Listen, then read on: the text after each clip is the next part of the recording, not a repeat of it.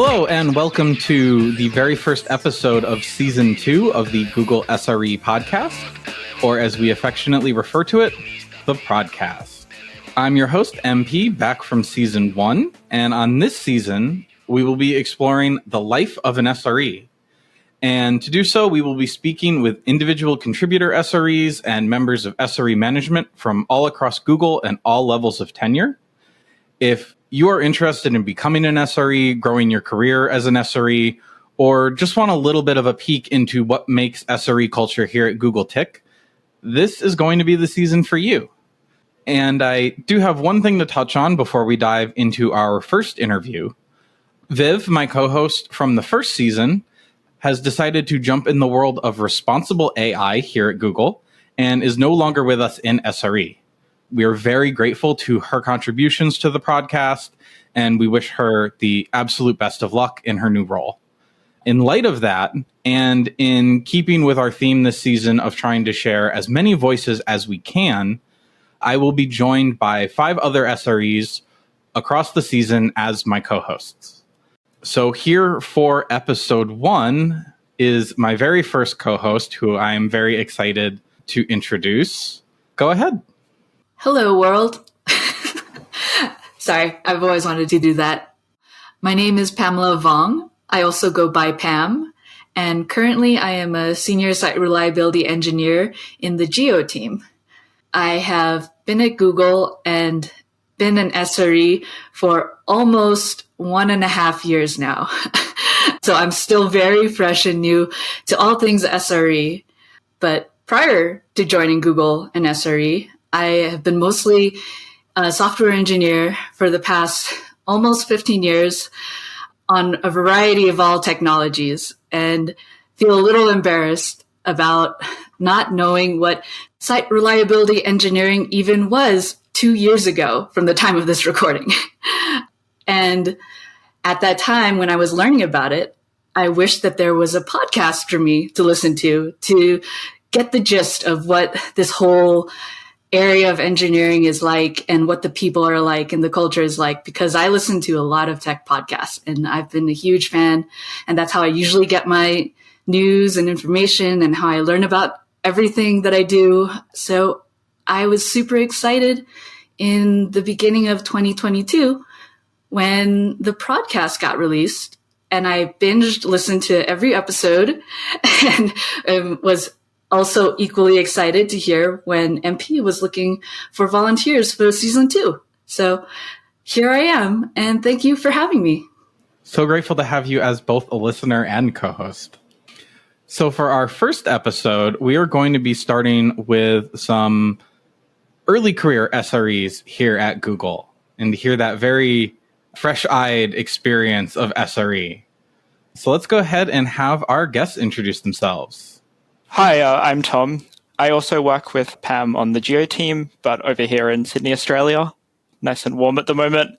I've been at Google for about 10 months so far, and I joined as a new grad.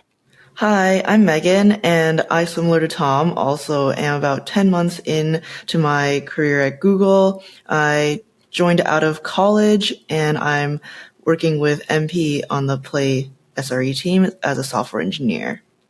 Thank you both for joining us. Megan, let's start with you. Could you tell us about your experience prior to joining Google? Yeah, for sure. So prior to joining Google, I was a student at Cornell University. I had done a couple of software engineering internships prior to joining Google. When I was in the interview rounds with Google, my recruiter did suggest SRE to me as potential avenue to go down. And I, like you, was not very familiar with SRE at all. And I had done some reading. I think there's an SRE book out there for public consumption about SRE. And I was pretty interested in what SRE is. It's very different from my experience in software engineering. So I decided to pursue that. And ultimately, this was also how I ended up in the San Francisco office. So Tom, tell us a bit about your experience prior to joining Google. So I did my undergrad in math and computer science up in Brisbane at the University of Queensland. Through uni, I did some work at the Defence Science and Technology Group, which is the research division of the Department of Defence. I was doing formal methods research there. So looking at program safety. So it was a bit of a change coming into SRE, I think, coming from a more like formal research environment.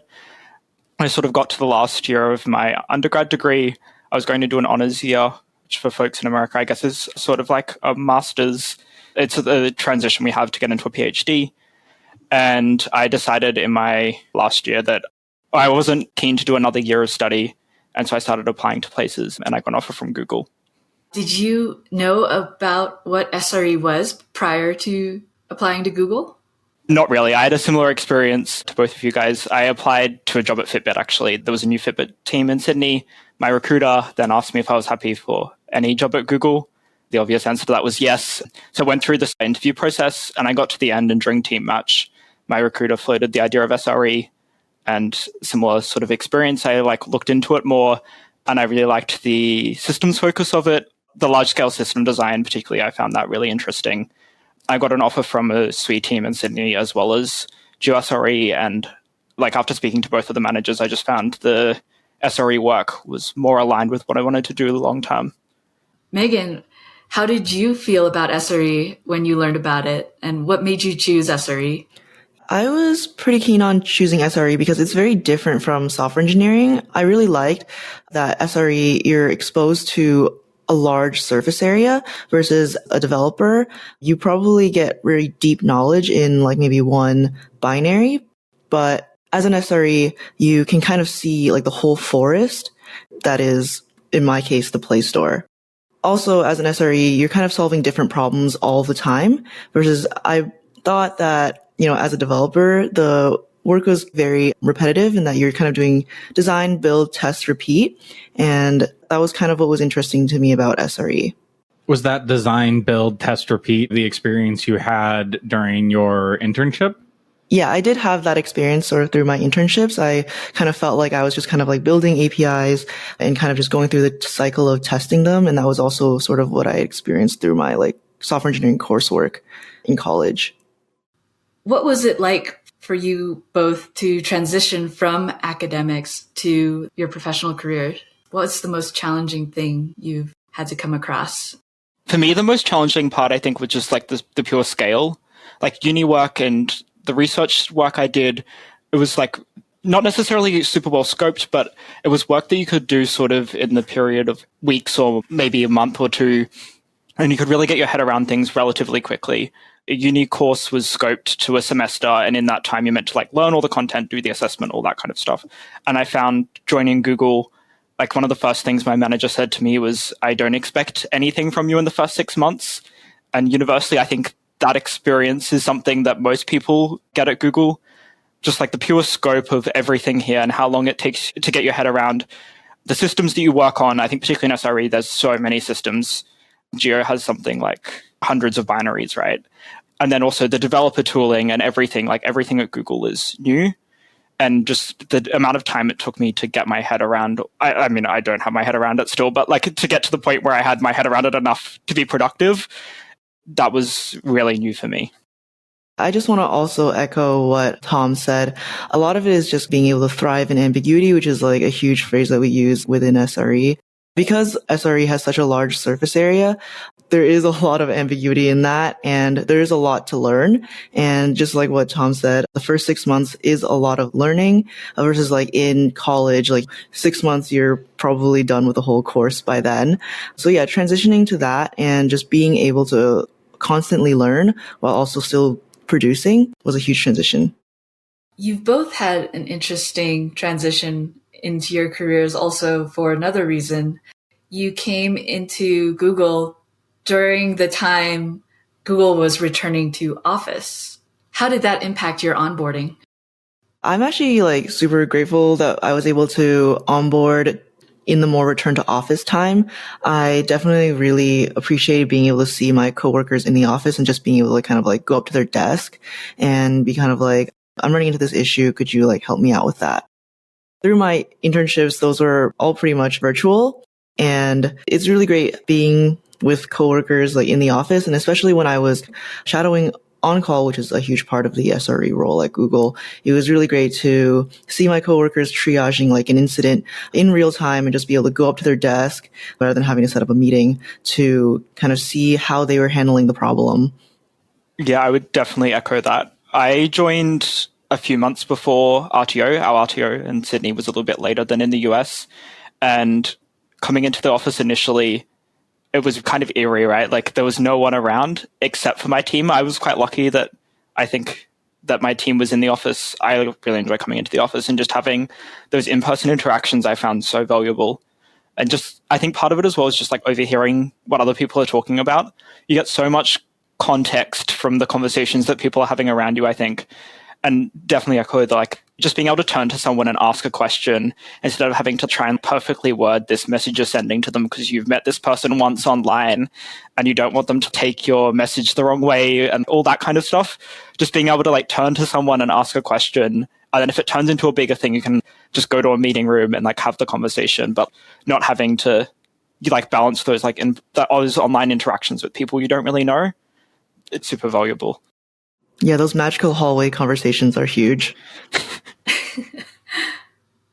You've mentioned ramping up to go on call. Megan, do you want to share what it's been like doing on call versus the project work you get to see? Yeah, for sure. So like I said, being on call is a huge part of being an SRE at Google. I've seen that we tend to budget a lot of time towards being on call and following up with on call. And I would say it took me about 6 months to get ramped up for that. I got ramped up for that by doing some practice exercises and also just shadowing and reverse shadowing. The difference there is that if I reverse shadow, I'm in the hot seat and someone who's more experienced is there to support me. So yeah, I was doing that for about 6 months and just getting a understanding for the system and the critical flows. And part of what was really huge about that is learning which pages should you definitely like jump for. For example, if they're revenue impacting, then those are probably things that you should probably escalate, and learning that it's okay to escalate and to involve other people was definitely a huge learning for me. Yeah, I had a similar sort of experience. We have a relatively quiet pager, for better or for worse. So for me, my ramp up was a bit faster. I got to the point where I was shadowing, and I was shadowing for a little bit, and we didn't get any pages, and my manager was sort of just like, you can go on call. It felt a little bit like being pushed in the deep end, but there's this safety net, which I think is hard to trust. But like my manager, obviously being here a bit longer, knows that there's that safety net there. And it's like, it's safe to have someone with not heaps of experience being on call because there's these escalation paths that were there to save you. But yeah, like to ramp up for on call, we did a lot of ticket work. So like slow burn pages go into our ticket queue. And then as a team, every week we sit down and spend about an hour looking through them. And that was really helpful for getting me ready for on call because we don't get a lot of pages. Like these are the closest things we have a lot of the time to real incidents. And it's a productive exercise as well because these are things that are affecting production. Like they're real slow burn alerts that need to be fixed by someone anyway. That was definitely like super helpful for getting me on call. For both of you, what was it like adjusting to the real-time aspect of having to be on call for a production service? Because you think about academic work or even normal software development work, you're not really in that position where 5 minutes, 10 minutes, 15 minutes, an hour really matters. But then you're on call for these large production systems, and those 5 minutes, 10 minutes can be really important. And I know I've been supporting production systems for 7 years now. Like I'm kind of desensitized to it. So what's that like for both of you having to make that adjustment into urgent response? Yeah, I actually really enjoy it. We had SRE EDU. I did it, I think, in my third week or so. And there's these breakage scenarios, right? And there's this fake service and things break and you have to like try and fix it. And I found it really enjoyable. And I've continued to find pages to be quite enjoyable. I think partly like I enjoyed exams, which is like the closest thing you have to these time pressure scenarios at uni. And I found that time pressure I quite enjoy. So that aspect I actually haven't hated. One thing I do find a bit stressful is for us, or at least my experience has been that a lot of my pages are manual pages. So something has broken for someone in a service that is related to us, or something is broken in our service and we haven't been alerted, but some other team is experiencing pain because of one of our services, and they turn to SRE as sort of like production experts. That I found really scary. There's this like person who's waiting on you for their service, which is broken. And there's like pressure of someone waiting on you. I actually found that worse than these automatic pages where, even though the revenue impact there may be worse and the user pain may be worse, the fact that you know that one of your colleagues is waiting on you to reply to them, I found that almost more scary. Particularly as like a new grad, like this person who is far more experienced most of the time is waiting on me with 5 months experience to sort of get them answers. Coming from like my perspective, my team, I guess, has a little bit of a heavier on-call. We do get quite a few pages that are more revenue impacting. And I remember the first time I dealt with a revenue impacting large outage was when I was reverse shadowing actually my tech lead. And that was incredibly nerve-wracking to me to see so many people kind of get involved, but also be cognizant of the fact that Google was also losing money for every minute we were going through this. However, my tech lead said something very interesting to me. He said that SRE is for the people who tend to run towards fires instead of away from them. And that is, I do feel entirely true. And it's really one of the more rewarding aspects of this job. I would say that real-time aspect, like you said, MP, it's really interesting to see how these breakages kind of affect people, but also know how you can triage them and fix them. Another big learning for me was, like I mentioned before, just learning which pages and incidents are worth getting stressed over. And obviously, like the ones that affect our critical flows, our revenue impacting, are definitely ones that you should be a little bit more stressed about. But more one-off pages for tasks that are dying or something like that, you can maybe take your time with. And that is huge. And also, just like I said, knowing that you can always escalate and people are always happy to get involved, especially if money is on the table. I think one of the things that is fairly well known within SRE, but it's not really like even spoken that much, is how much authority is delegated to the on-caller. And there's this really wild dynamic that I'm sure both of you have started getting used to, that you can have managers and directors like looking at you for guidance, for the answer, and you might have just been on the rotation for a few months at that point, and you have to respond to that. You have to move everyone forward and be that point person. I remember having this conversation. We had someone senior from the US come and visit us a few months ago. So I had been on call for a month or two at that point. I remember having a very similar conversation with them.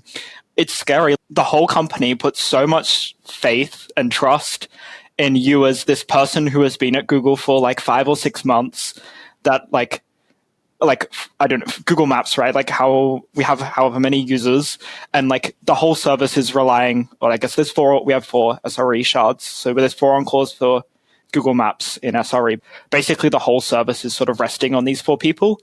And like your portion of that, like the services you're on call for, which are all super important, the whole company is trusting that you will keep them alive. And like, if not, like obviously there's escalation paths and stuff, but I still find that shocking. It's just like the amount of faith and trust everyone puts in SRE and on-callers in general. Yeah, I would say like something I like to think about SRE is sort of like the guardians of Google production is the way I like to think about it. And yeah, it's an incredible honor to have this much responsibility placed on you. But, you know, with power comes great responsibility, or I forgot what the quote was. The Spider-Man quote. That's also the sudoers. First time you type sudo on a system, with great power comes great responsibility. Yeah. So I do feel that every time like somebody sends me a code change to approve, that code change could definitely come back to page me if I don't put the necessary review into it. But it's also a super like forgiving culture. Things do break. And also having the great support that the SRE community has. We all know that we have so much responsibility placed on us, but we're also super collaborative, and it's always okay to escalate if you don't know the answer. I would definitely second that. Like, as soon as there's an incident in the office, the number of people that surround the computer, you walk past another team and you can tell if there's an incident going on because there's suddenly 8 people surrounding this like one monitor, and like everyone's there to help each other. And like, as soon as we have a page in our team, like everyone's on their computer looking at dashboards and like sort of sharing. And it's super helpful for like us as well. Like the person who's not on call, because you get practice dealing with pages, but like this like collaborative thing is definitely, it's been like super rewarding. I think that's definitely one of the highlights that drew me into saying yes to SRE. The whole aspect of this larger team that is going to stand behind you and help you, but not blame you if something goes wrong. Going through the SRE book, the whole culture of blameless postmortems, I think, really spoke out and resonated with this empathetic culture that exists in the side of engineering that I don't think I have seen in all the other aspects of my engineering career before. Yeah, the blameless postmortem culture is something that sounds great on paper, and then you see it. It's like, I think it's really hard to trust until you see it in practice. And like you see it over and over again, that this is actually so deeply embedded in SRE culture at Google. I think across all of SWE culture at Google, I think it does probably come out of SRE. Until you like see it reinforced over and over again, I think it takes a while to trust that there is this blameless culture. Yeah, exactly. I think the super good approach to it is to always blame the system, because if any one person could have taken down production, then it's the fault of the system, not that individual person. Maybe we need more safeguards in place. Maybe we need to review some of, our production policies, but that way you can kind of like make it so that this doesn't happen in the future, rather than placing the blame on any one person. I think you start to learn over time as well that it's not very productive blaming anyone. I trust everyone that I work with. I trust that they're not doing anything malicious, and I trust that they like made the best decision that they could at the time, in the same way that they're going to trust that I made the best decision I could at the time. And so if you're blaming the people, there's no productive changes that are going to come out of that. Whereas if you can find faults in the system that we can fix, these are concrete things that we can actually improve. And even if it is faulty human decision-making, then take the human decision-making out of it. Oh yeah, 100%. Humans are like naturally faulty, right? Like at times we all make mistakes, and hopefully the system should be able to pick that up. I'm curious about that Tom, you mentioned having to learn to trust in blameless postmortem culture. So I'm wondering if you have any other thoughts on that you want to share. Yeah, I think maybe it's coming out of uni. There's this like real culture of individual work and getting grades, and like you're getting assessed on everything you do. And so coming into an environment where it's project work is also true, but particularly on call, right? Like it's this like team effort to keep everything running. And like no one's there to like give you a grade on how well you're doing, right? Like even if you're the single on caller, it really is a group effort to like keep everything running. And in a similar way, I think with escalation paths, it takes a long time, or like it took a while for me to like trust that no one is going to blame you if you escalate or like page someone. Geo actually has a dedicated incident response team that we can escalate to if we feel like we can't handle an incident. And no one is going to blame you if you escalate to them. That's what their rotation is there for. And I think it takes a long time, though, to trust that there is this like blameless culture, and hand in hand with that like escalation paths where no one is going to blame you if you escalate to them. Yeah, exactly. I believe the philosophy is always to not be afraid to escalate early, and no one's going to blame you if you don't know how to solve something. It's very collaborative. I think escalation is also like one of the best ways to learn to deal with pages. You have someone there that is far more experienced than you that you're then like working with. And that is like such a great way to like learn how they deal with pages and like become a better on-caller yourself as well. Have either of you needed to make any adjustments outside of work to just accommodate the inherent stress of supporting live production systems? I would say like not really. Google has really great work-life balance, and I would say like I do kind of go out quite a bit, and I would say those days when I'm on call, My shift is usually 11 a.m. to 11 p.m. And those days when I'm on call, like I'm not able to kind of like go out quite as much, but I've learned to kind of appreciate those days even when they're on the weekends, because it kind of gives me some time to like force me to like stay at home, relax, tend to like, a lot of my household chores and stuff like that. Yeah, I found exercising is something I've picked up a lot more this year, and I found that has really helped. I think a mix of like just like general work stress. Like Google has excellent work-life balance, but at times like being on call is obviously a little bit stressful, and like I found exercise has really helped with that. The forced downtime from being on call I find helpful as well. Like I can still go and do things in life and carry the laptop with me, but I just have to be a bit more calm on those days and not do anything too wild. That forced downtime I found really helpful. So this has been great. What are you both most looking forward to as you grow your SRE careers? I've been fortunate enough to work with some super talented and super tenured engineers on my team. It was a little bit daunting at first to learn that so many of my coworkers have been at Google like 5+ years, and to have so much ownership and so much knowledge on production. It is true that as an SRE, there is like a ton to learn, and it takes a lot of time to do that. But I am really looking forward to all the learning that I have in the years ahead as an SRE at Google, and just the incredible growth that can happen. I have many role models in my team members, and yeah, I look forward to learning from them. It's a great honor, and I look forward to filling their shoes someday. I would definitely echo the learning. The amount of learning I've done so far has just been like crazy. You would think that you would learn less once you leave uni, but I have not found that to be the case. I'm definitely looking forward to that going forward. In the nearer future, Geo's undergoing some system redesign stuff at the moment, and SRE's having a really big hand in that.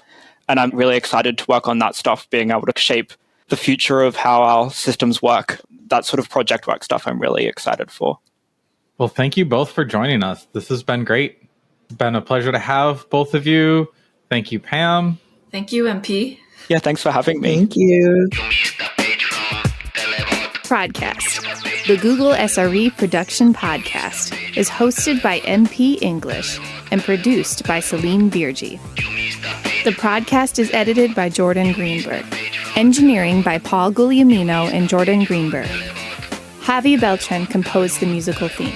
Special thanks to Steve McGee and Pamela Vong.